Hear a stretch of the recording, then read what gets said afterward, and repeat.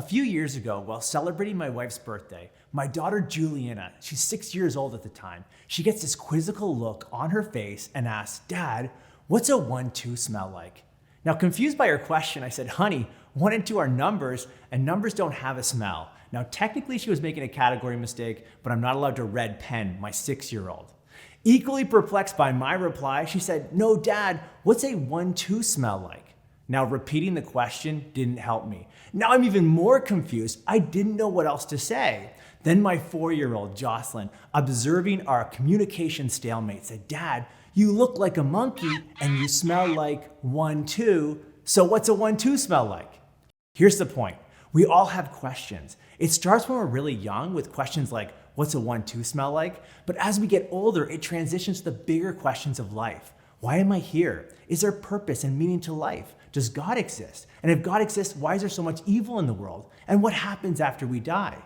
Over time, the answers to these questions begin to shape our beliefs about the world, our worldview. But then something inevitably happens.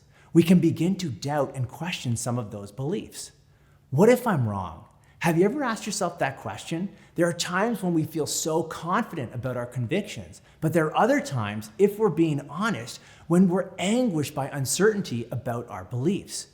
After all, we're finite creatures and we don't know everything. Sometimes we get things wrong, and this can cause us to experience doubt about God, the Bible, and our Christian faith.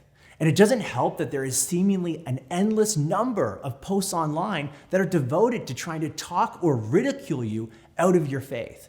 Videos attacking the Bible. Did you know the Bible is full of contradictions? Videos on the deity of Jesus. Did you know that Jesus never claimed to be God?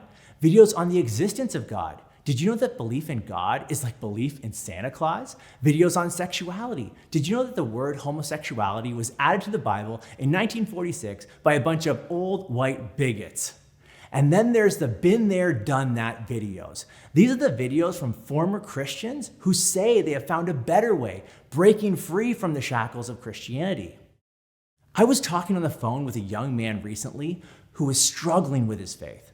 After watching an atheist YouTube video, he said to me, "I wish I had never clicked on that video." That's because he didn't know how to respond, and the doubt started flooding in. We need to understand that doubt isn't the problem. It's how we handle our doubts that can really make or break our faith. Sadly, doubts have caused many to abandon their faith.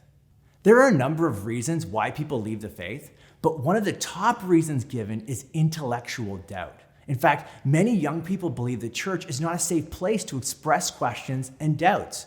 Summarizing the findings in a 3-year longitudinal study launched by the Fuller Youth Institute, researchers Kara Powell and Stephen Argue state this: according to our study, which looked at 500 youth group graduates, over 70% of church-going high schoolers report having serious doubts about faith. Sadly, less than half of those young people shared their doubts and struggles with an adult or friend.